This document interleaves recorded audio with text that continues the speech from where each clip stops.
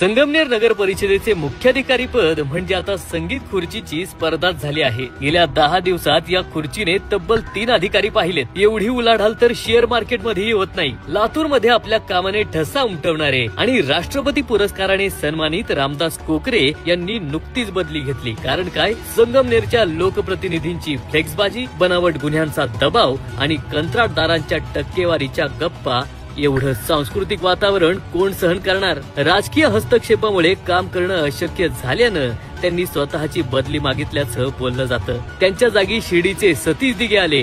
3 दिवसांची सफर, संगमनेर एक्सप्रेस आणि मग लगेच धनश्री पवार यांची नियुक्ती। म्हणजे काय तर मुख्याधिकारी पदाचं नाव बदलून तात्पुरती जबाबदारी विभाग असं ठेवायला हरकत नाही। दरम्यान तहसीलदार सुट्टीवर, प्रांताधिकारी इतरत्र रवाना, पोलीस निरीक्षकांनी काढता पाय घेतला आणि उरलेले बदलीच्या प्रतीक्षेत। थोडक्यात संगमनेर मध्ये अधिकारी टिकत नाही, विकासाचे विषय थांबले आहेत आणि राजकारण मात्र फुलतय। याला जबाबदार कोण? संगमनेरची सामान्य जनता की संगमनेरचा अतिशहाणा लोकप्रतिनिधी? आपलं मत कमेंट मध्ये नक्की मांडा।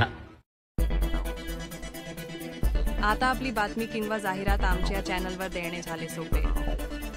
संगमनेर शहर व जिल्ह्याची कोणतीही घटना, सामाजिक, राजकीय माहिती, वाढदिवसाच्या शुभेच्छा, दुकानाचे जाहिरात व्हिडिओ फक्त आमच्या व्हॉट्सॲप नंबरवर पाठवा। आम्ही ती बातमी जाहिरात लगेच प्रसिद्ध करू। तर आमचा मोबाईल नंबर आजच सेव्ह करा। आपला संपादक शाहनवाज चांद बेगमपुरे, संगमनेर। धन्यवाद।